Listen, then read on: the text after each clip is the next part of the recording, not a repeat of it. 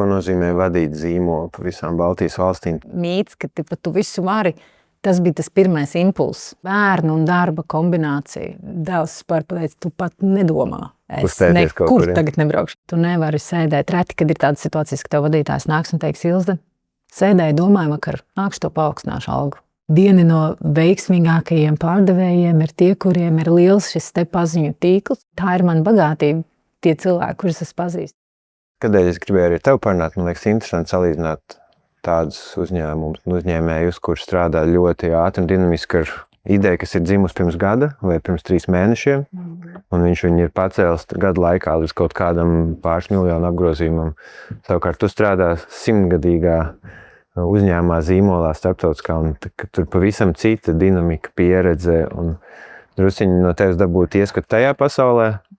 Un tad man liekas interesanti, ka jebkurš klausītājs noklausās vienu otru un saprot, ko no tās var paņemt, mācīties un pielietot pie sevis. Jo kādēļ mēs vispār sākām podcastu, bija tā, ka mēs sapratām, ka mēs mācāmies no piemēriem, nevis no pareizām grāmatām. Un tad tie uzņēmēji un uzņēmīgi cilvēki stāsti ir tie, kas palīdz to piemēru saskatīt. Ka var arī tā, un tad tu notici, ka arī tu vari kaut ko īstenot. Jā, un man liekas, ka tā kaut kāda atslēga ir kombinācijā. Ka ir super, ka tev ir tāda, teiksim, ka tev ir, kā tu saki, tas role modelings no abām pusēm, un ka tu pēc tam domā par savu trešo variantu vai paņemt kaut ko no tā un no tā. Protams, ka ir arī problēma dažreiz, kad uzņēmumi tieši neredz, ka vajag to kombināciju un ka mēs iestrēgstam tādā kaut kādā savā rāmī. Jā, es, piemēram, autoindustrijā esmu bijusi tikai visu savu mūžu, un es redzu, ka arī kā mēs izvēlamies cilvēkus, piemēram, ja tev nāk CV. Jā, un mūsu industrija ir viena no tām, kurā saka, ka ļoti bieži mēs skatāmies, vai tev ir bijusi iepriekšēja pieredze autoindustrijā. Tikai to savu loku. Ne jau tikai, protams, tā ne visi un nevienmēr, bet diezgan liela procentuāla daļa. Un tad jautājums, cik no otras puses atkal brīfingā iekšēji mēs sakam, mēs gribam jaunas asinis. Un tas sanāk, tu gribi jaunas asinis, kuri zina to tēmu, lai tev nav tas risks, ka cilvēkam baigi ilgs ir tas onboardings. Jā, un man likās... Jo mums bija viens podcasts ar Ilviju, kas tirgo MAN mašīnas. Un viņi stāstīja, kad no viņas personīgās pieredzes, kad pat ļoti liela atšķirība, vai tu strādā Eiropas auto industrijas zīmolos vai Āzijas, kad pat tur iekšēji pat nesakrīt tur kultūra. Jā, ļoti atšķirās. Man pieredze bija ar Toyota ilgus gadus strādāt, un Lexus attiecīgi Japāņu kultūru, un tad ar itāļiem. Un tad ar vāciešiem. Un tu jūti, ka ir atšķirība? Noteikti. Jā, viennozīmīgi. Es varbūt, protams, arī tas viss tās karjeras kāpnes man tā kā radās visā šī laikā. Līdz ar to ne visur es esmu bijusi vienāda līmeņa, vadītāja līmenī. Protams, teiksim, es nevaru salīdzināt varbūt Toyotā, kur es sāku savu karjeru. Es nebiju tur, kur es varbūt esmu tagad, bet viennozīmīgi tas iekšējais, tas angliski mindsets vai tas tā iekšējā kultūras sajūta atšķirās. Kā tu noraksturot? Japāņus, itāļus, vāciešus? Patiesībā jau kaizen, kas ir vārds uz nepārtrauktu attīstību, nāk no Japānas kultūras. Šo kaizen lielākā daļa industrijas pārņēma no Toyotas īstenībā. Jo tas savulaik vēsturiski tā kā radās ar Toyotas zīmolu. Un tā ir, kā tas kaizen ir tā kā asinīs Toyotai. Un par velti viņi ir vienmēr bijusi tikpat augstās, teiksim, tādā rangā arī kā vācu automašīnas, jo tur ir nepārtraukta attīstība. Un tas tāds viens, ko es ļoti atceros, īpaši tādā klienta apkalpošanas sfērā jau sen atpakaļ, piemēram, viņi pievērš tam uzmanību ļoti augstā līmenī, salīdzinoši varbūt ar Eiropas zīmoliem. Un es domāju, ka tas ir kaut kas, ko tagad dara līdzīgi visi, bet, piemēram, ja es 20 gadus atpakaļ atceros, tad tas tiešām bija kaut kas tāds, kas ļoti atšķirās, un tā es to sajūtu, ka tādu pilnīgi iekšēju kultūru, tas kaizen, tāds. Tad savukārt itāļiem, protams, dizains. Jā, tas ļoti lielais fokus uz to dizainu. Tu tur pilnīgi jūti. Tur katrs cilvēks par to stāv un krīt. Jā, un iespēja bija strādāt ar tiem skaistajiem zīmoliem, kā tur Maserati un Ferrari un Alfa Romeo, un tā, tur viss par skaistumu, ja, un daudz par skaistumu, un klienti arī izvēlas dēļ skaistumu. Protams, performance arī, ja tur runā par premium, tā kā jaudīgajiem luxury, bet, teiksim, Alfa Romeo, to pārsvarā izvēlas dēļ skaistumu un dizainu. Tas cilvēcīgais aspekts Itālijā bija ļoti svarīgs. Teiksim, tas, kas vienmēr, tas familijas connections ir tādas lietas. Un vācu zīmolos savukārt, protams, detalizēts fokus uz tehnoloģiju attīstību, tehnoloģijas, un tas nāk no viņu tās vēsturiskās kultūras arī, un no vispār tradīcijas tieši tā, kas ir tur, un to tu jūti katrā solī, gan, kad es strādāju BMW, gan es strādāju tagad ilgus gadus ar Volkswagen un Audi. Tas tehnoloģiju fokus ir tas, kas tiem māciešiem ir pilnīgs viņa. Jā, un Kur tu jūties visērtāk? Audi. Citādāk nevar teikt. Ne, citādāk nevar teikt. Es jūtos ļoti ērti industrijā, es teikšu tā. Kā auto industrijā vispār, jā? Jā, man ļoti patīk. Un man liekas, ka es esmu pie zīmola, kuram es ticu un ar ko es ļoti varu sevi identificēt, un tas man ļoti svarīgi. Var pavērt vaļā, ko tas nozīmē, kādēļ ticīt un sev var identificēt, kas tās ir par šķautnēm? Tādā ziņā, tur ir divas, man liekas, puses. Viena ir puse, kā tu redzi, kādu klientu izvēlas automašīnu.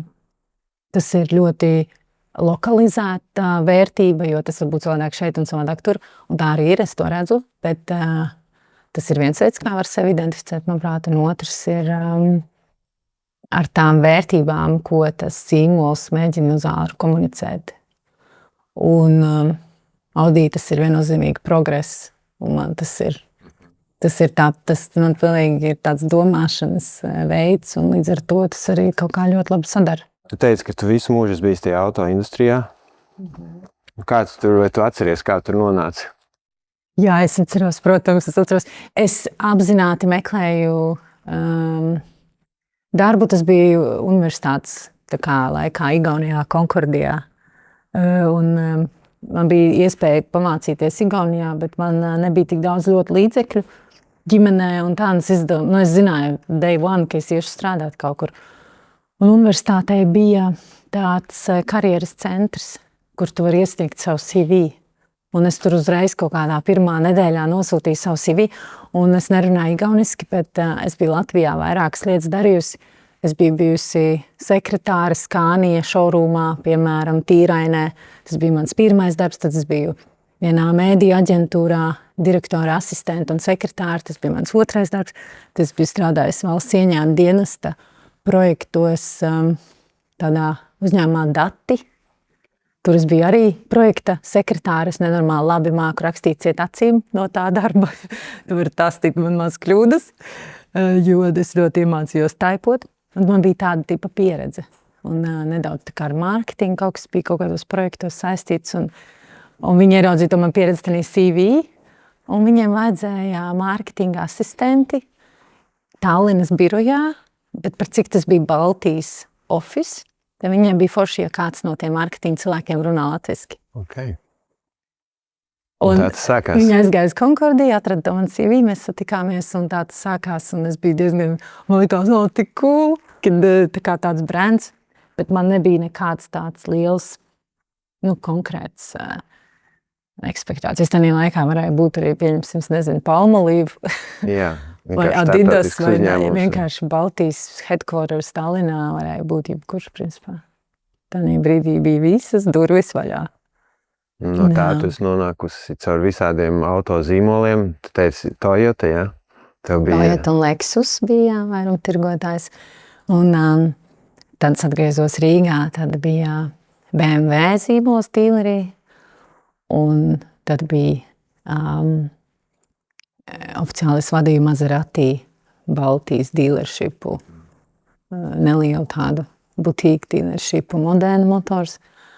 Un pēc tam atgriezos pie Toyotas neilgi un tad uz Audi un Volkswagen. Un tu Audi bija arī šeit, pirms tu pārcēlies uz Jā, es biju 12 gadus Moller uzņēmumā šeit. Sākumā es biju Audi zīmola vadītāja Baltijas valstīs, patiesībā Latvijā un Lietuvā, jo Igaunijā mums ir cits vairumtirgotājs. Un tad pēdējos 7 gadus es biju vadītāja varumtirgotājiem Moller Baltica Import šeit Rīgā. Tā kā es pat taisno no šejienes arī aizgāju uz Vāciju pie Audi zīmola turpināt. Tā kā to sadarbību. Iedot tādu ieskatu, ko nozīmē vadīt zīmolu pa visām Baltijas valstīm, tādiem globāliem zīmoliem kā Audi un... Un bija smieklīgi, tad, kad man uzrunāja uz interviju, un tur bija rakstīts Audi Brand Manager. Es nācu jau no pieredzes vadīt mazu butīku dīleri, es nācu no pieredzes vadīt seilu un tā kā visu to. Un es ieraugu to sludinājumu, un man tur kolēģi saka, tur ieteica, un vajag interesants darbs, un es saku, jā, bet man negribas tikai mārketingu. Tā bija tāda man pirmā reakcija. Bet es aiziešu parunāt. Un es sapratu, ka tas vārds zīmola vadītājs, tanī brīdī varbūt man tur par šauru mindsets bija vai kā, bet es pilnīgi redzēju mārketings un brands. Meaning zīmola attīstība kā komunikācijas daļa. Bet izrādās, nē. Tas bija viss, tagad 360 grādi, tas bija viss pilnīgi, tas bija vadītājs, vienkārši tu saki zīmola vadītājs, jo mums bija Audi zīmola vadītājs, Volkswagen zīmola vadītājs, Komerc auto zīmola vadītājs, attiecīgi. Un tas bija tik interesanti, jo tas bija viss, tas bija tas tiešām tāds 360 grādu pieredze ar darbu, ar zīmolu, no klienta perspektīvas, no after sales perspektīvas, no pārdošanas, no komunikācijas, no marketinga, no dīlera un darbs starp dīleru un rūpnīcu, tāds vidus koordinators, jā, kurš cenšas saprast, kas no tā, ko piedāvā, teiksim, Vācija, mums dara vislabāk un kā tas dara vislabāk. Kas nav, ka zīmols nenozīmē komunikāciju, tas nozīmē viss kopums. Jā, un tas vienmēr man ir licies tā, ka tie zīmola vēstneši, tas ir tās 24 stundu darbs, manuprāt. Tāds, ka viss, ko tu dari, tu nes to vārdu, un tu nes to krāsu, un tu nes to domu un vērtības, pilnīgi. Un tev arī jājūt tas konteksts un autorija, kam tu to nes, vai ne, lai saprast, ko no tā visa pateikt, uzsvērt, izstāstīt. Jā, un tev jau ir dažādas tas auditorijas, vai ne, īpaši arī tādā autobusā, tur ir tās kategorijas vai segmenti, tur familijas, tur jaunieši, tur varbūt seniorāki, varbūt luxury, tur visādi. Tu jūt arī, kad atšķirās Baltijas tās profils katrai valstī nedaudz sīkāk? Jā un nē. Es vispār viennozīmīgi esmu par to, ka, protams, mēs esam 3 dažādas valsts, mums ir specifika. Loģiski, mums ir, teiksim, kaut kas kaut kur varbūt ir labāk, kaut kas varbūt kaut kur pārdodas sliktāk, bet kopumā es arī nepiekrītu, jo mēs kategorizējam mūs kā pilnīgi dažādas 3 valsts. Tā arī nav. Teiksim, es domāju, ka mums jāpielāgojas ir tādiem tirgus apstākļiem, klientu varbūt ekspektācija apstākļiem, jā, bet mēs nevaram arī vienmēr teikt, ka mēs esam pilnīgi dažādi. Un to es vienkārši saku, dzīvojot 7 gadus Igaunijā, dzīvojot šeit, ir specifiskas lietas, bet mēs vienmēr pielāgojām arī, teiksim, tādu komunikāciju vai ziņu. Mēs pielāgojām tirgumu, bet mēs netaisījām pilnīgi dažādas stratēģijas visiem 3. Okay. Kas ir tagad tāds media stack, ko tu izmanto savā ikdienā? Patiesībā mans dušas fons vienmēr ir 2 valodās 3 valodās dienas ziņas, BBC, Deutsche Nachrichten un Latvijas radio. Okay. Tos 3 var noklausīties īso versiju, kamēr es sataisos. Un tu klausies audio, ja? Es lansistbājā vienkārši uzlieku fonā, jo man svarīgi. Man ļoti tas kaut kā tas political science vai tas šodienas notikumi man ļoti, Es esmu tas cilvēks, kurš uz mani mierīgāk, ja es zinu, nekā ja es nezinu. Kas notiek pasaulē? Jā, un man ir viedoklis, un tās ir mājās arī diskusijas, un mans kaut kāds. Un ar to tu iesāc dienu? Es tur pirms tam man ir savs tāds kaut kāds tur mierīgāks aktivitātes, bet tas ir tāds mans, ja tu runā par, pieņemsim, digitāliem kanāliem, ko es viennozīmīgi noklausos. Tad es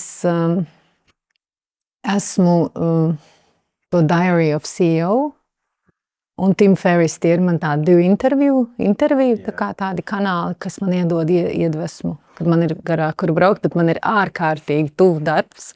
Un, piemēram, es klausījos nesen vienu ļoti labu podcastu, kurš bija 1:40, un nedēļu, lai es viņu noklausīju. Kurš tas bija?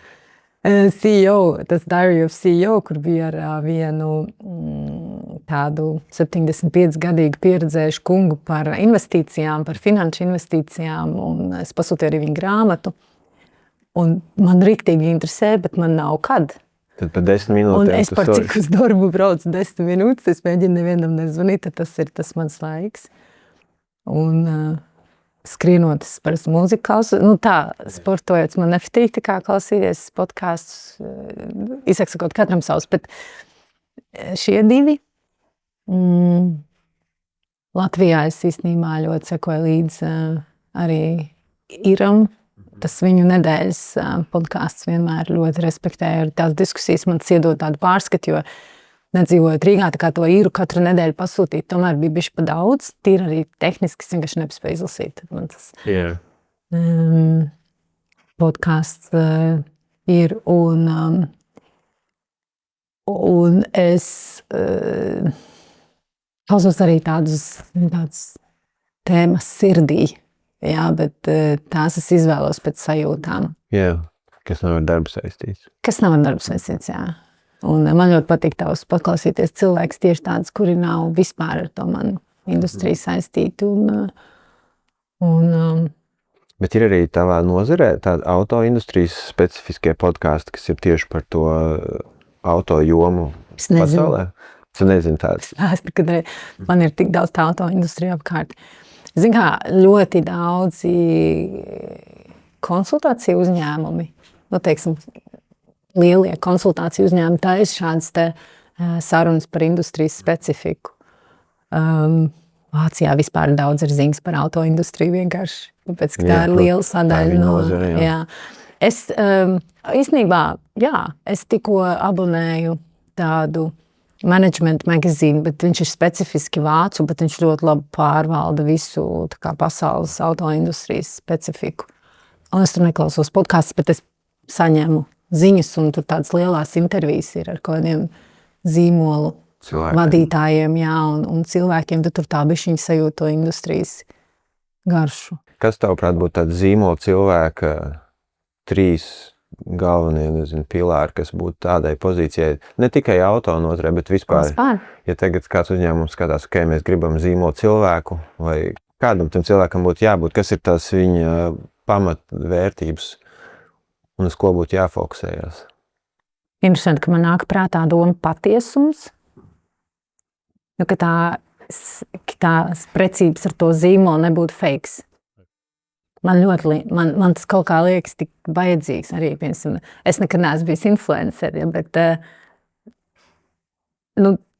pat influenceriem pa naudu, pat ja tu to dari, tev ir jāpatīk, grūti, man liekas. Ja tev nepatīk patiešām tas zīmols, jā, un tas nezinu, ka tev obligāti viņš ir vienmēr tur jāizmanto, bet ka tev ir simpātijas pret kaut ko, kas tanī zīmolā mīt, manuprāt, tas ir ļoti svarīgi. To nevar noslēpt, ka tu to dari vienkārši pliki, tāpēc, ka jādara.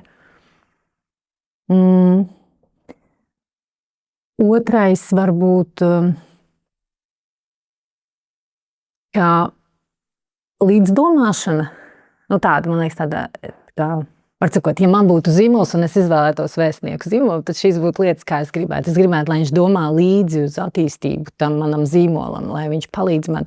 Viņš nav tikai no malas un es viņam iedod uzdevumu, bet lai viņš to izmantojot vai ar to dzīvojot, domā līdzi, attiecīgi viņš ir arī kā viens tāds komandas biedrs. Jā, ka ir pašiniciatīva darboties. Jā, kurš arī nāk ar kaut kādām iedvesmas idejām vai kritiku vai whatever, vienalga.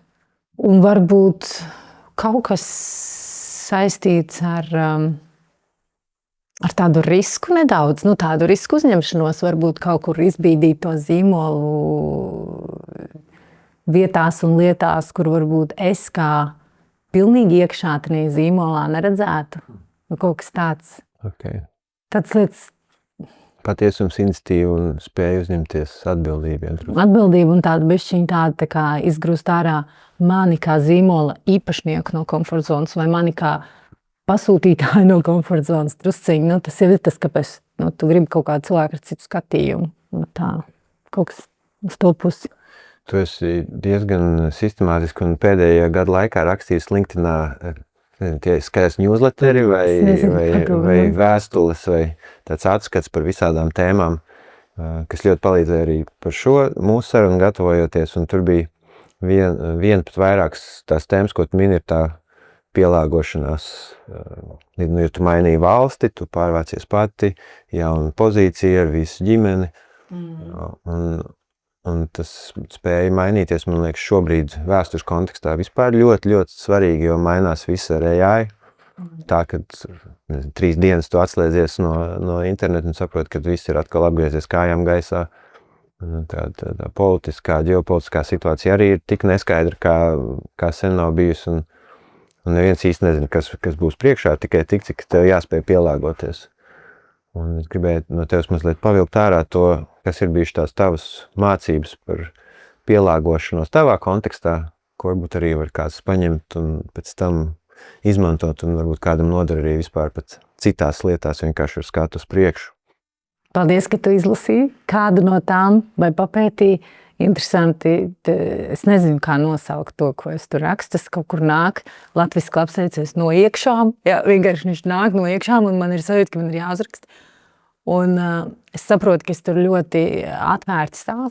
Bet es reāli tā kā rakstu, zinu, tādu tā kā public diary, bet es nedomāju par to public tik daudz. Sākums arī nebija tagad, ka mēs pirms gada pārvācāmies. Sākums bija agrāk, un man vienkārši bija tāds sajūta, jo es zinu, kas bija sākums vispār. Smieklīgi. Mēs bijām uzņēmumā uzaicinājuši cilvēku, kas stāsta par LinkedIn iespējām. Tas bija sākums. Es arī domāju, ņēma un darīja, nevis tikai klausījies. Un zin kā viņa stāsta ritīgi tāda forša lietuviešu dāma. Un es klausos, un man šits nedara. Tas nav man vienkārši super, ka tu stāsti, man viss kārtībā. Man tur viss ir, man neko nevajag. Bet es klausījos, un viņi tur stāsta visus tos iespējas un instrumentus, tā skaitā to newsletter opciju. Un man vispār neuzrunāja. Vienkārši nevajag, ko es tur rakstīšu, kāds sagars. Un viņa aizbrauca. Un es atceros, ka pēc kaut kādām 2-3 nedēļām bija tēma, man jāapstāsta, kas man bija pirmais raksts, bet man visu bieži jautāja par to bērnu un darba kombināciju. Un es visu laiku jūtos vainīgi par vienu vai par otru, un es domāju, pats man kaut kā šis jāapsaka, vienkārši mums šis vienīgāks tā jūtās. Un es kaut kā to domāju, kā lai uzrakstu, man likās postā būs pa garu. Un es atcerējos, ko tā lietuvieta man stāstīja, kad ir taču šitāds formāts.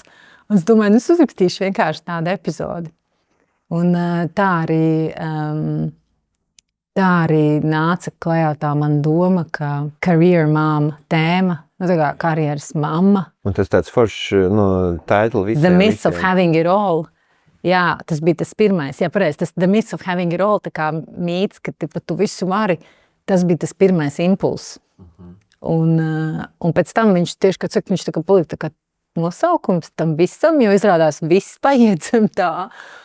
Un tāds attīstījās. Jā, bet tas ļoti forši tāda asociācija skaidra, tu saproti no tāda kaut konkrēta, specifiska skatu punkta, un tās tēmas pēc tam dažādas, bet tas ir ar to vienu prizmu, un tas nav tāds izkaisīts, bet kaut kā palīdz to savākt kopā. Jā, jo viņš jau iedod tā karjeras mammas tēma, un par to, ka visi baigi domā, ka viss super easy, vai mīts, ka viss ir super easy, zem tā jau patiesībā vienkārši paiet mana dzīve patiesībā, gan darbs, gan ikdiena un tā. Protams, ar to pārvākšanos un ar tām pārmaiņām, tad nāca tās tēmas, kas man bija aktuāls tad, un ik pa laikam cilvēki pakomentē vairāk, kas man ļoti patīk un man ļoti interesanti, ik pa laikam nē, tad saprotu, šis vispār nenorezonē, man atkal tik liekas svarīgi, neviens vispār neko nepasaka. Bet tas ir okei. Yeah. Un es arī nezinu, kad tas beigsies, vai man vajag tur turpināt. Man nav atbildes, man nav plānu, bet tad, kad man ir sajūta, tad es izrakstu to tēmu, konkrēto.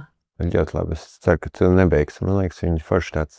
Man arī nevajag spiediet, ka man nav jābeidz. Es to arī, es tā kā viņu atstāju tādu, tā es atmetu pīpēšanu 30 gadus apakaļ, ne 30, es meloju 15 gadus, nepīpēju, bet 20 gadus. Man cigaretes bija somā, man bija no pressure, un es vairs nekad viņus nepaņēmu un izbūtu miskastē. Tā, ka, ja tas spiediens ir, tad višķiņ... Kaut kas traucē. Stresēnāk, jā. Labi. Bet atgriežamies par tām pārmaiņām. Jā. Un es domāju, konkrēti specifiskas lietas, protams, cilvēki var aiziet tavu LinkedIn izlasīt, bet es domāju, vai tev ir kaut kāds tāds, tu tā kā atzūmējies un tāds makro kurš tu esi sapratusi par vispār tādu pārmaiņu iedzīvošanu un procesu. Tagad tu esi projām vairāk kā gadu, vai ne? Nu, tur visādas krāsas, tur ir mega varavīksni tam visam notikumam. Un es noteikti baidītos kādam cilvēkam teikt, dari tā vai nedari tā, bet tas, ko jūtu sirdī, ir, ka es pilnīgi nevienu soli nenožēloju. Tas man ir ļoti svarīgi. Es domāju, tas man ir svarīgāk nekā kā nu tur īsti ir viss noticis, jo jebkura tāda pieredze, kas patiesībā fiziski nomaina visu vidi, vienkārši ir ārkārtīgi liela tāda mācība un pieredze, kuru nekas cits nevar aizstāt. Tā kā es teiktu, pirmais punkts no manas puses būtu nenožēlo, jebkā. Otrais mans pašas dzīves tāds moto ir, man vienmēr ir plāns B. Man vienmēr ir plāns B. Tev bija arī tagad, jā? Man bija arī tagad. Protams, ka katram tas plāns B ir savādāks. Man viņš ir vienmēr ļoti racionāls. Manā gadījumā viņš ir, es ļoti labi zinu, cik maksā paņemt to pašu traileri, ko man turpceļā apmaksāja Audi, bet es varētu tad maksāt pati, jo es izdomāju braukt atpakaļ. Es zinu, cik tas paņem laiku, es zinu, cik tas maksā, un es pagaidām varu to atļauties, un tas ir mans plāns B. Un tas nozīmē, ka laika nogrieznī 1 līdz maks 2 mēneši, un mēs būtu ar pašām tām pekelītēm atpakaļ Rīgā. Tas ir mans plāns B. Droši vien, ka tas ir tas, nezinu, tas veids, kā skatīties uz tām trakajām lietām, kas ir sliktākais, kas var notikt, vai ne? Kas ir tas, ja nekas nesanāk, ko darīt, ja sanāk, ko darīt, kas ir lielākais, kas var notikt. Es ļoti ātri pieņemu lēmumu, kas ir dažkārt labi un dažkārt nav labi. Man ir vajadzīgs, piemēram, tīmā noteikti cilvēki, kas pārdomā vairāk. Es esmu ļoti spontāna uz lēmumiem, un tas man ir maksājis ļoti dārgi, un tas man arī ir bijis ļoti pozitīvi no apusēti, kā uz abām pusēm. Varbūt cilvēku attiecībās man maksājas dārgi, jo varbūt ar to es izskatos diezgan tāda, asa. Okay. Jo es tur varbūt baigi neiedziļinos tur detaļās dažreiz un pieņem fiks lēmumu, un citi domā, pats, taču neviens man nepajautāja, kāpēc viņa taisīja. Un otrs puses sakal, šādās situācijās es varbūt esmu ieguvējis, jo es varu ļoti ātri paņemt savus 2 bērnus, sapakot un aizbraukt. Jā. Kā viņi to uztvēra vispār? Smieklīgi. Vispār viņi no sākuma nenormāli priecājās. Viņi reāli atceros, viņi lēkāja virtuvē. Jēj, mēs braucam uz Vāciju. Viņš nesaprata, kas tas ir. Viņiem bija 6 un 10 gadi. Bet viņi reāli priecīgi bija. Un viņi, man liekas, saprata tikai tā, ka es viņu reāli pateicu, ka te jāiet skolā arī. Tā kā līdz tam tas bija tāds atvaļinājums. Jā, kā cool. Mantas pakojam, tur viss. Viņiem tas bija cool, ka tās mantas brauc līdzi, jo no sākuma viņi nesaprata, kāpēc tas mantas brauc līdzi. Un tad, kad mēs aizbraucām uz to Vāciju, viņi saprata, ka pats ir jāiet skolā šeit, un viņi neko nesaprot, un tas arī ir, this is it. Tad gan, nāca visādi tur tie emocijas un viļņi. Un tagad, ja es viņiem pasaku, mīlīši, kā jūs skatāties uz to, ka mēs kaut kad tad ir momentāli, ne. Tā dēls pateica, tu pat nedomā. Es nekur tagad nebraukšu, izņemot uz Rīgu vai arī šeit. Tā. Okay. Tā kā nākamajā. Tad viņiem arī tāds foršs piedzīvojums spektrs ir bijis. Jā. Es nezinu, kā tas, grūti jau pateikt, kāds viņiem, teiksim, reāli, kā tas uz viņu to personības izaugsmī, kā tas atspoguļosies. Visi man stāst un grāmatas raksta, ka lai kā, bet bērniem tas ir pozitīvi, jo viņi spēja, un ja viņiem ir iespēja nomainīt šo te vidi, iemācīties valodu, it kā uztaisīt savu dzīvi no nulles, bet ir jau arī tas ļoti grūti, es jau redzu. Teiksim, mazākajiem ir vieglāk, lielākajiem ir grūtāk, apzinātāks daudz vairāk, ja? Bet man prieks, ka tas pēc gada ir bijis mierīgi, veiksmīgi, un forši, ka Rīga tik tuvu, mēs braucam joprojām bieži. Viss kopā. Viss kopā un atsevišķi. Viņi tikai, visādas mums tur tās kombinācijas. Tad... Mēs tagad pieskārāmies tai bērnu tēmai. Teicu arī, ka tavs newsletters no tās tās spriedzes arī nāca, kad starp karjeru un ģimeni. Kas ir tās tavs komplekts, kā tu pieeji tai tēmai vispār apvienot tās abas pasaules un uzturēt abas pietiekami augstā kvalitātē? Nu, es arī to cilvēkiem jautāju, to pašu jautājumu, lai mācītos arī no citiem, jo tas ir tāds process. Un, zini, man liekas, katra diena ir savādāka. Vienā dienā tev šķiet, ka tu tā kā esi veiksmīgāks vienā pusē, otrā dienā tu esi veiksmīgāks otrā pusē. Un laikam nevar gluži tā teikt, ka abām pusēm tu var dot vienādi. Es to neesmu pieredzējis. Tu vienai pusē atņem. Tu vienkārši vienai pusē atņem. Un, piemēram, man Audī šobrīd ir vecuma ziņā joprojām es varu būt drusciņi jaunāk. Ne jaunākā, bet varbūt drusciņi jaunāk. Bet kaut kā ir tā, ka kolēģiem tomēr tie bērni vecāki. Vai tu ir vecāks bērns, tev vajag mazāk uzmanību tam bērnam veltīt. Un man ir svarīgi, ka es esmu mājās, teiksim, tur līdz kodiem pulkstiem es varu ielikt gulēt, izlasīt pasaku un tā tālāk, kas nozīmē, es ņemu nost darba tam, tipa vakara stundām, ja, kur varbūt kāds cits ekspektētu, ja es tur kādreiz būtu. Otrādāk, atkal tiešām, kad es darbā, es esmu fulī darbā un es nevaru vienkārši nosičkot dienu un aiziet bērniem slēpot pa dienu, ja.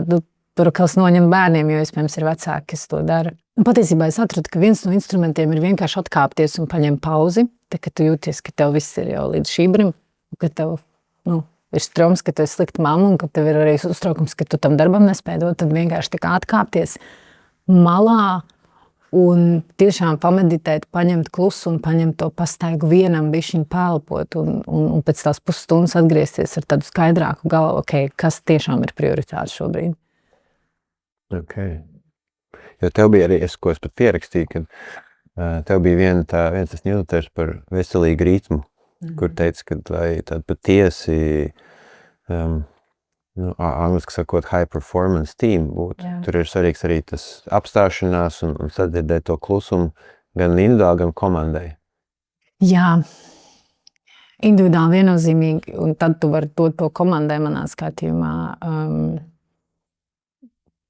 Individuāli es to ļoti vairāk un vairāk apzināti cenšos praktizēt, un man arī apkārt ir cilvēki, kas man tādā jomā iedvesmo un norāda, ka būtu labi. Tas ir vienīgais veids, kā tu vari iet ātrāk, ja tu apstājies. Un arī ar komandu mēs cenšamies, teiksim, tas jau tāds vecs teiciens ir arī mārketingā, reklāmā, tas less is more. Jā, bet tā kā ik pa laikam arī savos mītiņos uzlikt to virsrakstu un padomāt, mēs te tirinamies ar 5 tēmām, ko mēs nevaram atrisināt, bet varbūt less is more, ko mēs varam tagad vienkārši nolikt malā, nedarīt. Mēnesi nedarīt, neaiztiekam. Šodien mēs arī vienojāmies vienu tēmu, mēs nevaram izdomāt risinājumu, mēs tur 3 cilvēki nevaram izdomāt. Un mēs izlēmām, ieliekam mītiņu marta sākumā. Vienkārši, lai nostājas, lai bišķiņ pagaida. Tas kaut kā ik pa laikam palīdz arī tādas, varbūt, situācijas, kurās tu nezini īsti pa labi, pa kreisi, ko darīt, arī palīdz dažreiz. Bet tev ir kaut kāda tāda prakse, ka tu pēc darba vai pirms darba vai tiešām pastaigāties vai sēdi mašīnā klusumā? Man ir prakses, jā. Es patiesībā esmu sagrābstījusies no vis kaut kurienes un tad sapratu, varbūt, kas dara man tur. Drastiski likās vienā laika posmā tas 5 AM club piegājiens, ka tu tā kā celies rīktīgi agrāk. Tagad man viņš ļoti patīk, es ceļos ļoti agrāk nekā vispārējie.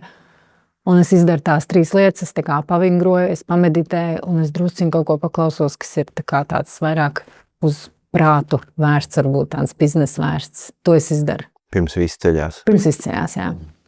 Un man tas patīk, jo tad esmu ļoti tāda, es jūtu tāda sakārtota jau, ka tie bērni pieceļās un man nav tas tāds besis un stress, jā, kas viņus savukārt ļoti viņus jā, viņi to jūt. Uzjundīja, protams. Bet tas nozīmē, ka tev laicīgi jāiet, jāslēdz tā diena ciet. Es ļoti laicīgi, jā, es ļoti laicīgi varu ciet dienu.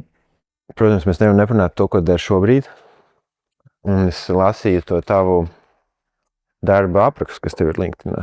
Es domāju, es nevarēju viņu iztulkot latviski, vai tu esi viņu tulkojis, kā tas būtu pareizi. Viņš diezgan garš ir angļu valodā, Vāciski noteikti vēl garāks. Vāciski es pat neizmantoju bieži. Bet īsā versija tam nosaukumam ir tāda, ka man ir 3 departamenti vienkārši, kas pie manis strādā. Un Aldī, tad ir tā, ja tev ir vairākas nodaļas, tad tu arī visas tās nodaļas nosaukums ieliec amatā. Tādēļ ir tas amats tik garš. Man ir 3 tēmas vai 3 atbildības. Biznesa attīstības un stratēģijas atbildība tieši par jomu after sales. Kur man ir viens tīms, ar ko mēs pārsvarā strādājam, piemēram, ar nodefinētajiem top 10 mērķiem uzņēmumā un skatāmies, lai viss mūsu lielais after sales departaments virzītos tajā virzienā un arī esam tāds labā roka mūsu šefam, kā mums iet, teiksim, nodefinētie mērķi uz priekšu un tā tālāk. Mēs arī esam tie, kas, piemēram, ja ir kaut kādi gada lielie pasākumi, kur mūsu tēma tiek pieminēta, tad mēs esam tie, kas nodefinē ziņu un apskatās, lai tur ir pareizās lietas pateikts, vai arī ejam un paši to prezentējam kopā ar mūsu vadītāju. Tā ir viena tēma, tā kā šī stratēģija un biznesa attīstība. Mēs arī skatāmies, vai tas, ko vispār mēs darām kā after sales departaments, nav pa daudz vai nav pa maz, un tad mēs tur bišķiņ ar mūsu kolēģiem par to visu laiku diskutējam. Tas ir tas viens virziens. Otrs virziens, kas ir manā amatā, ir digitālais bizness. Tas ir tas, kurus arī sāku, kas bija mans pirmais amats. Un tas ir, tie ir kolēģi, tā ir nodaļa, kas attīsta visus digitālās inovācijas after sales tieši ar servisu saistīts projektus. Tas nozīmē, piemēram, tu kā klients iegādājoties auto, tu iesēdies, nopērc auto un tad brīdī tev sāk aktivizēties viss tavs tāds, teiksim, atgādinājumi par to, kādā tehniskā stāvoklī ir tavs auto. Piemēram, online pieteikšanās servisam, piemēram, e-komercija. Un šie visi ir tas saucamie projekti, kas tev ir pēc auto iegādes. Un tie visi digitāli tiek atsevišķā nodaļā organizēti. Un tā ir mana atbildība, mana komanda. Un mēs gan, teiksim, projekti, kas ir My Audi App, kas ir klientu aplikācija, kurā arī tev ir teiksim, lietas, kas ir, piemēram, tu vari aplikācijā nopirkt aksesuāru, tu vari aplikācijā pieteikties uz servisu, tu vari aplikācijā redzēt, ja tev kaut kas no automašīnas rezerves daļām drīz sabojāsies. Un tam visam aizmugurē ir tīms, kas to visu padara iespējami, lai tu to redzi tajā aplikācijā, jo tā ir integrācija starp automašīnu, aplikāciju, mājaslapu, viss tā integrācija, un tas viss ir nenormāls, tāds koordinācija, tehniskais darbs, apstiprināšanas un tā joprojām. Tā kā tas ir tas otrs tīms. Un trešais tīms compliance, kas savukārt ir tāds juridiski fokusēts tīms. Viņi pārliecinās par to, ka visi mūsu tieši after sales procesi tiek veikti pēc pareizās likumdošanas. Tur arī ir ārkārtīgi daudz tēmas, piemēram, sustainability saistībā ar baterijām un bateriju elektroauto tēmas, teiksim, bateriju noilgšanas periodu un tā tālāk. Tad ir viss, kas ir saistīts ar rezerves daļu tēmu iepakojums. Jā, tur after sales ir viens no tām nodaļām, kur ir ārkārtīgi daudz iepakojums, kuram ir jāatbilst visādām Eiropas regulām. Un ir milzīgi sodi, ja, piemēram, tāda ražotāja to nedara, līdz ar to tur man ir tīms, kas ar to strādā, un tad trešais virziens viņiem ir procesu uzlabošana mūsu tā kā after sales jomā. Tātad viņi strādā ar riska menedžmentu, ar procesiem iekšējiem, auditiem, kas nāk mums no uzņēmuma pašiem, kas nāk arī no ārpuses. Tās ir tās 3 tēmas. Un tāpēc manā nosaukumā ir 3 tēmas. Kā atrast to līdzsvaru starp to, ka tu motivē komandu uz attīstību, bet arī neizžmiedz no viņiem tā, ka viņi beigās saka, tas ir pa daudz, vienkārši esmu iztukšots un man vairs nav ko dot? Ļoti svarīgs jautājums patiesībā, jo es teiktu tā, ka savu pirmo līderības vai savu pirmo karjeras tādu pieredzi es vairāk pavadīšanī pirmajā sadaļā, ko es tikko teicu, progress, attīstība, sky's the limit. Es zinu, ka man izdodas iedvesmot, man izdodas parādīt virzienu, un tas viennozīmīgi bija mans fokus. Un tagad īpaši, kopš es strādāju ar ļoti jaudīgiem, profesionāliem vadītājiem, kuri vienkārši happen to be mans leadership teams, vai mans management teams, es fokusējos uz šo otro vērtību, kas ir empātija. Nu, kas ir tas cilvēcīgais. Un man nenāk viegli, jo mani ļoti dominē tas uz priekšu. Un tas, ko tu teici precīzi, tās ir tieši tās lietas, par ko pie kā ļoti es piestrādāju apzināti. Nu, jo man, teiksim, es varu skriet, bet man ir jāredz un jājūt, kāds ir komandas ātrums, un mums ir vienam otram jāpielāgojas. Varbūt es skrienu mazāk, varbūt viņi skrien ātrāk. Man ir arī tādi, kas skrien ātrāk par mani. Nu, un tas, man liekas, kā tu saki, lai nav tas pretējs efekts. Ja, ka viss vienkārši šķīst un plīst, un cilvēki vispār nesaprot, kādā sakarā es šeit esmu. Un, protams, katrā komandā ieejot, nu, tā ir, ka tev tas ir jāsāk no sākuma. Tu iepazīsti tos cilvēkus, un atkal tas temps, viss, un tā pielāgošanās, un tā empātija, saprast, izjust, un tad pašā laikā turēt to ambīciju un to virzienu. Un es joprojām mācos. Man joprojām ir cilvēki, ar ko man ir superfits. Ja, un kuriem vienkārši tā kā no pirmā mēneša mums ir tā, ka mēs jūtam un mēs ejam un kāds piebremzē, kāds paskrien. Un ir cilvēki, ar kuriem man ir grūtāk un ar kuriem ir šis te izaicinājums atrast to pareizo atslēgu. Abas šīs lietas, šo progresu un šo empātiju apvienot vienā tā, ka mēs darbojamies kā tāds mehānisms. Un es šobrīd redzu, tiešām neredzētu tādu hierarhiju. Un tādā milzīgā 40,000 cilvēku uzņēmumā loģiski tur ir hierarhija. Un, protams, ka cilvēki ļoti čeko, ar kādu hierarhijas domu nāku es šeit kā jauns vadītājs. Vai man tas ir svarīgi, cik man tas ir svarīgi, cik es to ieturēšu, cik es to neieturēšu. Tā ir tāda spēle. Un,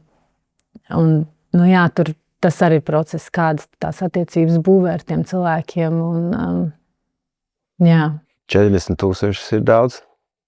Es vispār, mums ir rūpnīcas vizīte, piemēram, ja tu atbraukt ar ģimeni kādreiz uz Minhenu, tad tu man piezvani, un Ingolstadt ir 40 minūtes no Minhenes, un tad varētu tev norganizēt rūpnīcas vizīti. Un tad tur redz, kā tā ir mašīnas, un ļoti interesanti. Un pašā sākumā ir tāds mazs ievads, kur tu esi atnācis no sērijas, un tad tev parāda to Audi rūpnīcu, var iegūglēt Googlā. Audi Factory Ingolstadt, un tu redzēsi, tas ir Monako pilsētas izmērs. Viena rūpnīca. Jā. Un vienkārši, tu vispār, tu prātam nevar aptvert. Es esmu bijusi kaut kādās vietās tur, mums ir birojas tur vienā vietā, bet es neesmu pusi no tā viss izsteigājis, ja. Skaidrs, ka. Jo vienkārši, bet tur ir ļoti, ļoti daudz cilvēku, un, protams, tas ir pilnīgi cits tāds procesa mehānisms un uzņēmuma tāda asinsrite, pilnīgi savādāk. Man lielākais uzņēmums līdz šim bija Latvijā, kur mēs bijām, teiksim tā, saliekot, teiksim, tas struktūras kopā, mēs tur varbūt bijām 500, 600, jā. Bet, piemēram, Norvēģijā 4-5 tūkstoši, un tas man jau likās daudz. Liels uzņēmums, jā. Jā, tas ir liels, vai ne, priekš mums šeit, bet tur aizbraucot, 40,000 skatās oficiāli ir Ingolstadtē ar visu ražošanu, un 20,000 vēl ir ārzemēs, tas nozīmē principā 60,000. Bet, pamēģini noraksturot, tāds no tāda zīmola perspektīva, ko nozīmē uzņēmums, kuram ir 100 gadi, tā kā Audi, viņam ir 40,000 darbinieki, un tad ir, zīmols kaut kāds, kuram ir, 50 darbinieki, 500 darbinieki, 5 gadi. Kāda ir tāda, tā kā es pataustīju abas tās tekstūras, kā tu viņas noraksturot? Es noteikti, man nav sajūta uzreiz tev teikt, viens ir svarīgāks, viens ir maz svarīgāks, viennozīmīgi nē. Man liekas, ka tas mērķis, kādēļ ir viens un kādēļ ir otrs, abos gadījumos ir svarīgs, jo tādam Audi, piemēram, vajag ļoti daudz tos piegādātājus, ļoti daudz tos mazos uzņēmumus, kur tur viņu, jā, tur jau nevar tur viens pats visu darīt. Es domāju, ka es tikai varu no darbinieka viedokļa teikt, ka kā es kā darbinieks jūtos. Ka, protams, ir jārespektē lielu uzņēmumu procesi, ir jārespektē, ka tur nevar iedot to individuālo brīvību, ja, ko varbūt var iedot mazāk izmēru uzņēmums. Tas ir gan risks, gan arī plus, jo, ja, piemēram, tādā milzīgā uzņēmumā katrs varētu darīt, kā viņš grib un pastāvēt divu acu decision making princips, tad tur būtu ļoti interesanti redzēt, kas tur notiks un cik ilgi tas viss turētos. Ja. Man liekas, ka bet no otras puses, atkal, piemēram, mēs gājām uz tēmu standarti, kas ir, manuprāt, viens no svarīgiem tādiem momentiem, jebkurā, ka tu zini, kas ir tas tavs standarts un ka tu viņu ietur. Un tas ir gan lielā uzņēmumā, gan mazā uzņēmumā, jo tu katram ļaus darīt vienalga, ko viņš grib, un tu labāk man zini zīmoli izstrādājot, ja, cik tas ir svarīgi. Ir tas konceptuālais. Bet ko tas nozīmē ikdienā, tā ievērot standartu, tas ir kaut kādi daily check-ini, iknedēļas, vai kā tas notiek tādā lielā uzņēmumā, ka lai būtu tas vienotais standarts? Es ticu ļoti vispār tādam teikumam, kā zivs pūst no galvas, vai pieklājīgi sakot change from the top. Es domāju, ka valde un paši augstākie vadītāji ar savu rīcību, ar savām izteiksmēm, ar saviem lēmumiem iedod darbiniekiem ticību vai savukārt neticību. Krīzē vai veiksmīgās biznesa situācijās attiecīgi tas ir kaut kas, ko var ļoti ietekmēt uzņēmuma augstākā vadība. Savu piemēru. Ar savu piemēru. Man ir pilnīgi vienalga, cik liels ir uzņēmums, un es to redzu arī šobrīd. Piemēram, Audi gadījumā, cik ļoti liels vārds tiešām ir valdē un pašiem lielākajiem, un uz viņiem skatās un viņu soļus vērtē. Un par cik tev ir apakšā tas vadītāja tīkls, ja, tad, protams, daudzi vadītāji ietekmēs no tā, kas ir tur, un savukārt no tevis kā vadītāji ietekmēs darbinieki. Un, tas, manuprāt, arī mazā uzņēmumā tā ir un lielā uzņēmumā tā ir. Tas change from the top, man liekas, ir ārkārtīgi svarīgs, un ja mums ir vēlme, teiksim, mēs runājam šobrīd par kvalitāti, teiksim, aktuāla tēma, kvalitāti, un mēs runājam par to, ka kvalitāte sākas no mums pašiem, kvalitāte sākas no tā, kā mēs darām savas lietas, kā mēs iesniedzam, cik kvalitatīvi mēs iedodam savus atskaites, cik kvalitatīvi mēs izdarām savu darbu, un, manuprāt, šāds piemērs viņš dara jebkuru izņēmumu, jebkura izmēra uzņēmumu. Vienkārši iet un ar savu piemēru rādīt to kā vajadzētu darīt. Ar savu piemēru un ar tādu fokusu uz tām lietām, kuras tiešām vajag uzlabot. Ja mūsu gadījumā šobrīd, teiksim, iet runa par to, ka kvalitāte ir tas mūsu fokus. Mēs zinām, ka ar kvalitāti mēs varam būt konkurentspējīgi. Kvalitāte ir tas svarīgākais, ko jūt klients. Ja klientam ir kvalitāte, tad viņš neizvēlēsies citu zīmolus. Viņš visticamāk paliks ar mums, tad tas ir tā kvalitāte ne tikai tiem džekiem, kas taisa mašīnas tur tādā ražošanas uzņēmumā, tā kā ražošanas factory part, bet arī mums, kas taisa šos te pakalpojumus mašīnā, kas dara savu darbu, varbūt ne tieši tehniski dzelžu taisīšanā. Jā, bet... Vai ir vēl kaut kāds elements, kurus mēs varētu šeit Latvijā mācīties no tādiem simtgadīgiem zīmoliem, jo mums viņi ļoti maz, dēļ visas vēstures, kas mums ir bijusi. Man liekas, tā ir liela vērtība, kad ir tādi simtgadīgi zīmoli, kas ir tomēr tādi, piesūcināti arī ar to kā nacionāls simbols viņš tomēr, jo viņš ir vairākas paudzes jau bijis. Un lai mums tādi būtu pēc pāris dekādēm, kas ir tas, ko mēs varam vairāk varbūt veicināt, ieviest tajos uzņēmumos, kas mums šeit ir. Es domāju īstenībā par to, kā tā sanāk, ka ir zīmols, kas pilnībā izmirsts un ir liekas, ka Dievs, viņš tik forši bija, un ir lietas, kas paliek ilgāk. Man liekas, ka, ko es izjutus pat uz savas ādas, ka, piemēram, es bieži pieminu tādu teicienu, ka, ja es te nebūšu, tad es gribētu, lai es turpinātu tā tik un tā. Ar to es domāju, ka tās vērtības un tas veids, kā tas uzņēmums domā un kā viņš nodefinē savu mērķu auditoriju un kā tas uzņēmums sevi pozicionē, ka tas nemainās, tāpēc, ka tur ir Miķels vai Ilze. Bet tas ir tiešām nodefinēts līdz tādam kaulam, un tas ir, tas standarts, tā domu grauz, tas virziens, viņš tiek nodefinēts, un vienalga, kas tur būs vadītājs, un vienalga, kas tur būs komanda, viņi sekos tam. Un tas, manuprāt, ir ļoti svarīgi, un ja paskatās uz zīmoliem tādiem, kurus es vismaz varu šobrīd tā iedomāties, tur ir tas, ka tas domu gājiens, viņš nemainīgi paliek tādā virzienā, neskatoties to, kas tajā brīdī ir vadītāji, kas tajā brīdī ir tie cilvēki, kas tur nāk un iet. Un, man liekas, tas ir tā konsistence, tas konsistencija, ilgtermiņa domāšana tāda. Protams, kad, teiksim, mēs esam ārkārtīgi veiksmīgi uz fikso Excel pielāgošanu situācijai. Bet es reāli domāju, ka ilgtermiņa domāšana, tas ir tas veiksmes stāsts. Domāt tā kā tālāk drusciņi par šodienu, un jā, varbūt tas šodien būs dārgāk, jā, varbūt šodien mēs maksāsim vairāk, bet tie cilvēki tajā brīdī būs iespējams apmierinātāki, un viņi mums ilgtermiņā dos labāk to atdevi. Un tas ir tas mans domgājums vienkārši.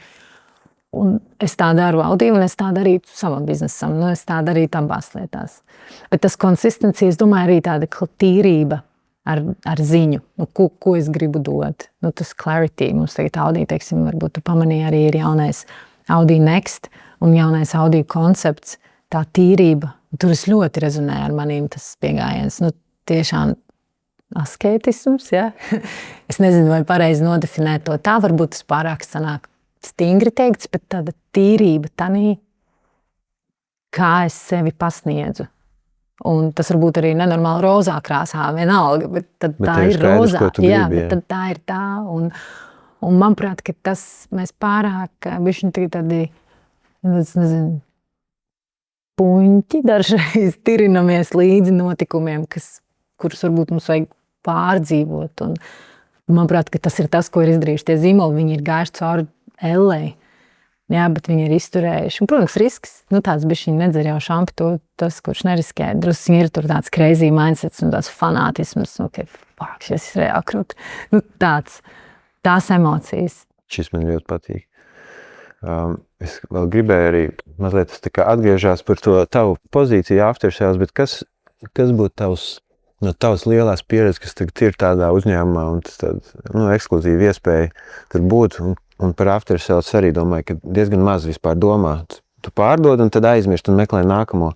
Bet tā ir tāda luksus iespēja tomēr, kad mēs arī domājam par to klientu pēc tam, kad viņš ir samaksājis un devies ārā pa durvīm. Un kas būtu tāds 3-4 lietas vienkārši vispār, jebkurš uzņēmums, ko vajadzētu domāt par after sales, protams, tāda izmēra uzņēmums un ne pat tā nozara, bet vispār kā tāds pēc pirkuma. Pirmkārt, man ir jau atbildi uz mēles reāli. Pirmkārt, tie ir paši vērtīgākie rekomendētāji produktam. Vienkārši lietotājs, kur labāk. Līdz ar to vai nu viņš rekomendēs, un es vienmēr uzskatu, mums bija kādreiz arī, es atceros, vienā no zīmoliem, mēs ļoti fokusējāmies uz to rekomendācijas procentu, cik no tiem klientiem rekomendē un kā tas jautājums, kas ir tikties.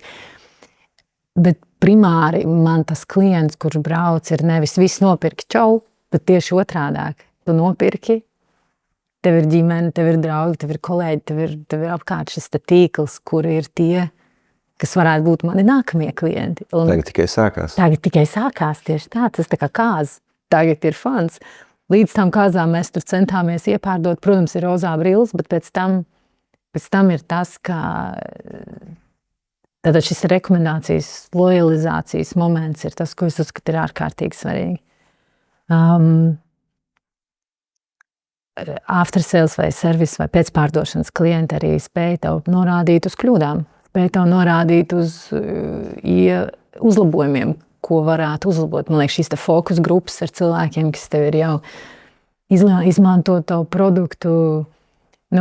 Ir viens veids, ka tu ņem konkurentu fokus grupas izzināt, varbūt kāda ir konkurenti, tas ir cits mērķis, bet lai savam produktam saprastu, ko darīt savādāk, tas, protams, tu izmanto savus klientus.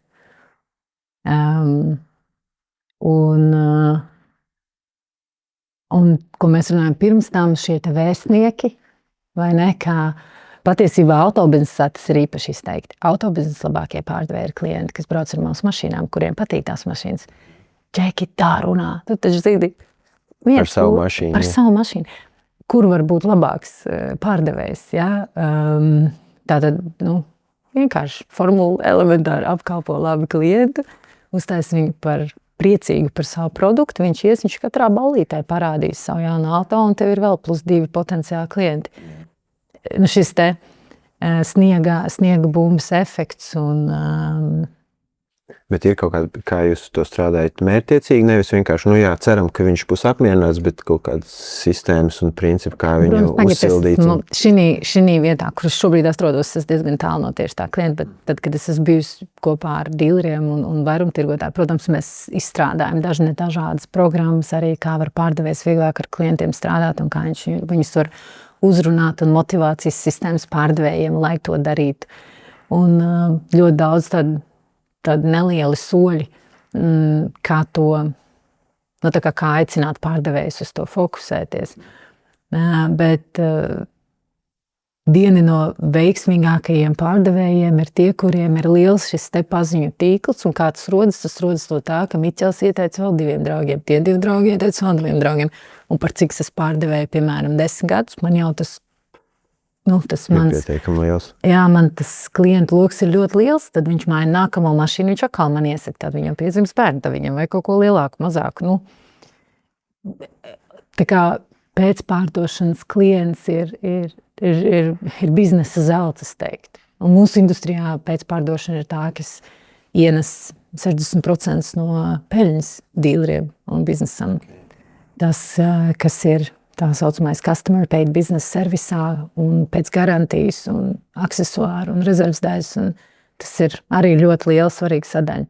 Pirms mēs runājam par to tavām iniciatīvām, ko šeit Latvijā, ko dara, tev bija tāds foršs teiciens vienā no tavām vēstulēm, kad vēl atpakaļ atgriežies, kad tu strādāji šeit, kur viens no Moller Group CEO teica, it's up to us.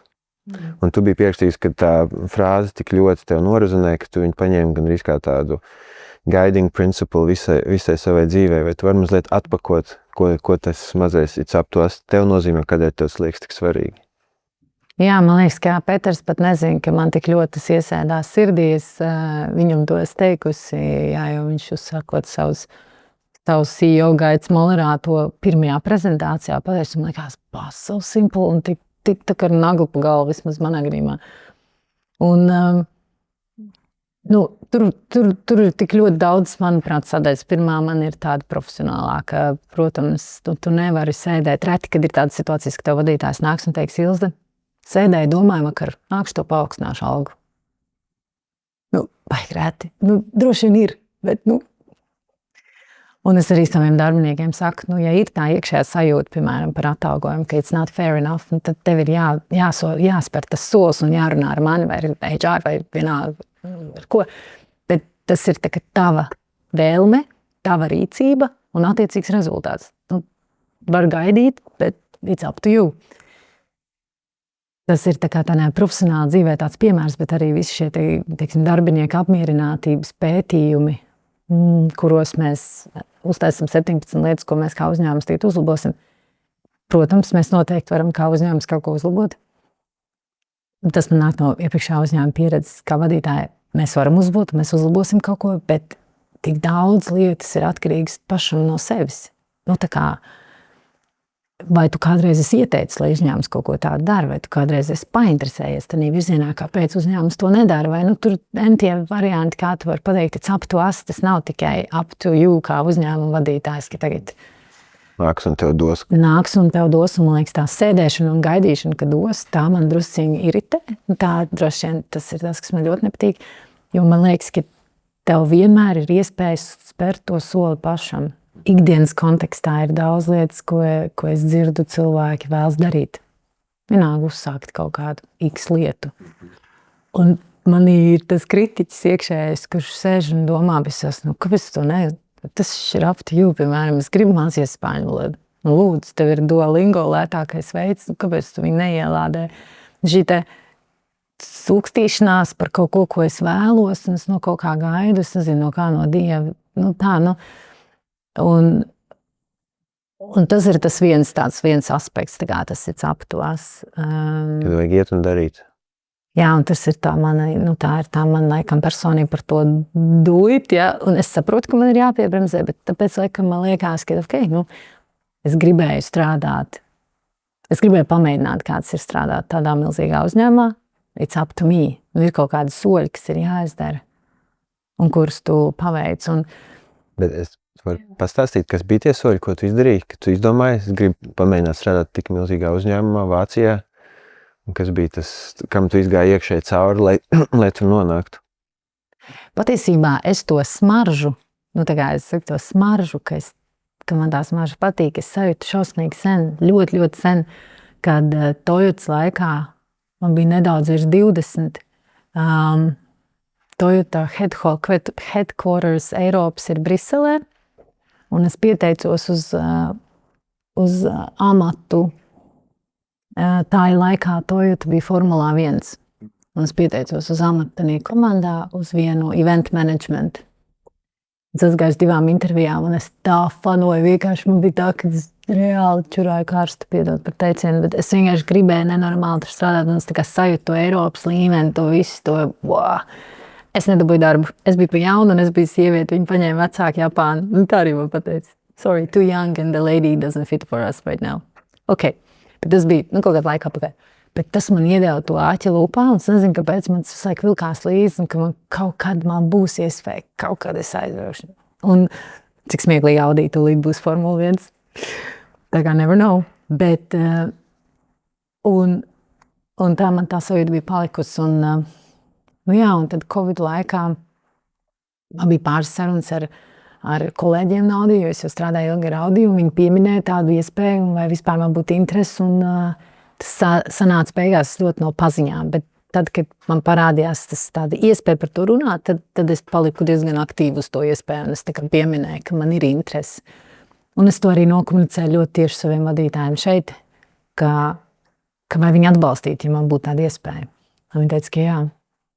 It's up to us. Vismaz sākumā pateikt skaidri, ka tas daudz vēl. Jā, tā komunikācija tieši tā nokomunicēt un tā kā nočakot. Un es biju pietiekami ilgi arī šeit bijusi, lai nebūtu tāds sajūta, ka es pēc gada mainu amatus. Tas bija tāda man apzināta izvēle veikt šo te soli. Jā, un tā man liekas vispār tas it's up to us. Viņš ir tagad to arī, tu jau vari ļoti noformulēt, kā tu jūties, vai ne? To daudz arī tā ezotēriski runā par to. Mēs jau paši esam savas domas. Mēs varam ietekmēt tāds, ko. Tu pieminēji to, kad ir kaut kāds cilvēkus, tev jau tas networks, ar kuru tu komunicē, un tev tavā darbā ir daudz cilvēkiem jākomunicē, un tur arī jau daudz gadu strādājot, arī tev ir kaut kāds networks ar cilvēkiem. Un es atceros sen atpakaļ, es biju viens seminārs, un tur stāstīja, ka puse no vispār viss panākuma atslēgas, varbūt pat vairāk, ir people skills. Un es atceros, tajā brīdī es tā kā saprotu to, un man bija 20 kaut kas gadus, bet tā kā pasakiet, kas tad tas ir? Ko tas nozīmē? Tev nav tā kā, redz, kur tad ir 8 prasmes, kuras tev jāmāk, vai tev ir kaut kāds, ko tu kas ir, nezinu, tavs tāds cilvēku prasmes, lai saprastos ar cilvēkiem, lai uzturētu kontaktus, lai paturētu viņus silts, bet arī nepārāk daudz un nepārāk maz, kas tev palīdz ikdienā ar cilvēkiem vispār komunicēt? Ar to people skill ir, kā tu saki, ne pa daudz, ne pa maz, jo ja pa daudz, tad ir pa daudz, un ja pa maz, sakal, tu paliec vienītība, bet man patīk, man patīk izzināt, man patīk otru cilvēku tēmas, un man interesēs, tā kā esmu ieinteresēta pasaules notikumos, pasaulē, un man patīk jomas, kuras nav mans, man patīk cilvēki, kurus es nepazīstu, un man vienmēr liekas, ka you never know. Tu nekad nezini, kad tev būs forši, ka tu zini man, un es nekad nezinu, kad man būs forši, ka es zinu tev. Mēs nezinām to vajadzību, un man liekas, tas ir tik cool, ka mēs nezinām to vajadzību, mēs tā kā nodibinām šo te kontaktu, un tad kaut kādā brīdī mēs tā ļoti dabīgi sajūtam, ka, kur mēs varētu sazināties, un redz, kur ir tā tēma, kas mums varētu būt kopīga. Tas ir ļoti labas divas lietas, ja, ka tu esi ieinteresēts otrā cilvēkā, bet tev nav tūlītēji kaut kāds plāns no viņa kaut ko izvilkt. Vienkārši tu būvē kontekstu tikai intereses vadīts. Man tagad nesen uzrunāja mūsu viena Latvijas universitāte. Vienam studentam viņš bija izteicis vēlmi, ka es tā kā esmu mentors. Mums bija ārkārtīgi pagodinoši. Un mēs te kopā strādājam abi divi. Un mēs tā kā attīstam viņa iespējamo karjeru, iespējamo nākotni. Tas ir tik exciting, un arī es tiešām esmu ļoti superīgs čeks, un mums ir ļoti interesants abiem sarunas. Un es secinu, ka tā ir mana bagātība. Tie cilvēki, kurus es pazīstu, jo šobrīd mēs ar viņu tā esam virzienus un tādu mind mapping, un pie katras jomas man ir vismaz 2-3 cilvēki, ko es varu viņam iedot. Viņam ir... Tā ir tava bagātība. Jā, un es tik ļoti labprāt to daru, un šobrīd viņš arī ar tiem cilvēkiem sāk sazināties, un mums reāli rodās ritīgi cool idejas, jo ne jau es tās jomas pārzinu, bet vienkārši man ir tur tie cilvēki, un es pastāstu, kāpēc tiem cilvēkiem būtu forši, ja viņi tā kā būtu atvērti, un viņi ir atvērti, un tas viss kaut kā tik ļoti labi iet tādā procesā, kā šobrīd mēs esam nodefinējuši vairākas konkrētas, teiksim, izglītības nākotnes soļus, vairākas konkrētas, iespējams, internship nākotnes soļus, iespējams, kaut ko pat par darbu, un tas man tāds piemērs pēdējā laikā, ka es secināju, ka, varbūt tas ir mans nākotnes virziens, tā kā šo te networkingu, kā man draugs saka, kas man sanāk, pēc tam izmantot, lai sniegtu citiem iespēju atkal viņu to dzīvi sakārtot tādā vai tādā virzienā. Kaut kāds tāds, interesanti. Mazliet noslēdzot par darbu, tev arī ir ārpus tev tiešā darba, tev ir arī visādas lietas, kas tev interesē ārpus tā. Viena no tām ir Latvijas vēsture. Un tu esi izdevusi grāmatas, un tev ir par to interesējies. Varbūt tu vari nedaudz izstāstīt par atslēgām, ko tas tev nozīmē un kāpēc tu to dari, un vēl papildus bērniem, papildus darbam, papildus savam laikam. Tev ir svarīgi arī šo projektu attīstīt. Grāmatas atslēgas stāsts ir ārkārtīgi personisks. Es domāju, ka to daudz jau Latvijā zina.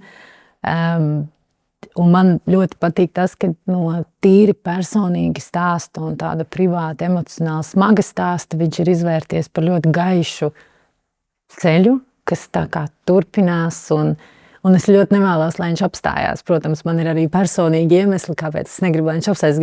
Es gribu, lai tas darbs, ko ieguldīja Mārtiņš Čibilds, paliek Latvijā zināms uz ilgiem laikiem, un es domāju, ka tas ir pilnīgi tā vērts.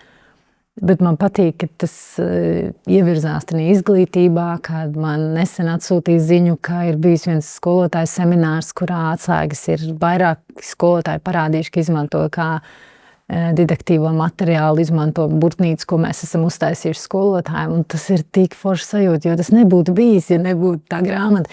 Tā kā es jau saturu neuzrakstīju, to izdarīja mans vīrs. Kopā arī ar vidas filmu studiju, un tas ir amazing materiāls, ko viņi ir uztaisījuši. Es biju kā tāds koordinators to visu ielikt citā formā un mācību materiālā, jā.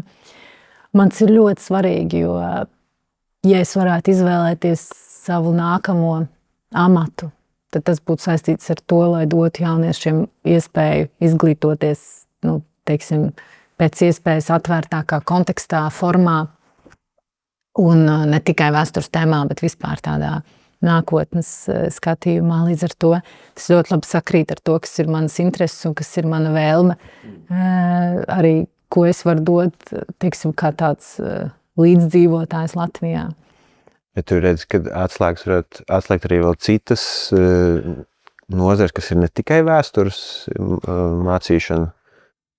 Pirmkārt, man liekas, ka šobrīd atslēgas apstājās vienā brīdī kā raidījums, un manuprāt, ka tam ir jāturpinās. Tas ir man pilnīga pārliecība, un es ārkārtīgi tā kā taustos pēc pareizās domu biedru grupas, jo to nav iespējams izdarīt manā situācijā, un vienkārši nav rokas par īsu, bet tā vēlme tur ir, un tā sajūta, ka tas ir vajadzīgs tātad turpināt. Un otrs, jā, ka es uzskatu, ka man tāda iedoma ir kā tās tēmas, ko mēs kā pieaugušie arī šodien runājam, teiksim, tur leaderships, varbūt tāda soft skills, hard skills, laika menedžments, savienošana lietu, ambīcijas, empātija, visas šīs lietas, ka man viņas gribētos iztulkot tā kā tādā vidusskolnieka valodā un iedot viņam to iespēju par tām lietām pamācīties, parunāt ar cilvēkiem, pirms viņš iet iekšā tādā lielajā dzīvē. Drusciņ viņu mentāli sagatavot, ne tikai matemātika, algebra, ģeometrija, bet arī bišķi, ka to, un zinu, kas ir grūti, jo tiem cilvēkiem tur nav resursi tādā virzienā, bet man ir ilūzija, ka ir kaut kāds veids, kā to var iztulkot viņu valodā. Un vienkārši bišķiņ iedot viņiem to pamatu papildus, teiksim, tādām eksaktām zināšanām. Klausāt, sagatavot viņu mazliet tam soft skills, kas viņiem būs vajadzīgs vēl. Jā, varbūt tu zini, ir tas Nordic Business Forum notikums, kas reiz gadā Somijā ir te mums tuvākais, un es biju vienreiz dzīvē, 2 reizes online klausies, un tas, piemēram, man tāda vīzija, ka es gribētu to Nordic Business Forum ielikt jauniešu valodā, atstājot tās pašas tēmas, ko mēs ņemam tur tipa pieaugušie, vai tur pieredzējušie līderi pēdiņās, jā, bet tur arī brauc pieredzējuši līderi, bet ka to visu tās pašas tēmas mēs vienkārši iztulkotu 9., 10., 11. klasē. Man liekas, tas būtu mega. Man koncepts briest. Tev ir pāris gadi līdz taviem bērniem būs tas vidusskolas vecums? Jā. Manējiem ir agrā pubertāte, jā, tā kā es tagad trenējos uz viņu. Paldies tev, Ilze, par Miķa. Laiku. Ieskrienot Rīgā, atskriet arī pie mums. Un ticu, ka tas tavs piemērs daudziem būs noderīgs. Paldies! Paldies, ka klausījies, un ja šīs tēmas tev ir vērtīgas un interesantas, tad droši var arī pierakstīties Asketika podcasts YouTube, Spotify un Apple podcasts platformās. Tu droši vari arī mums rakstīt uz hello@asketika.com un kopā veidosim spēcīgus zīmolus.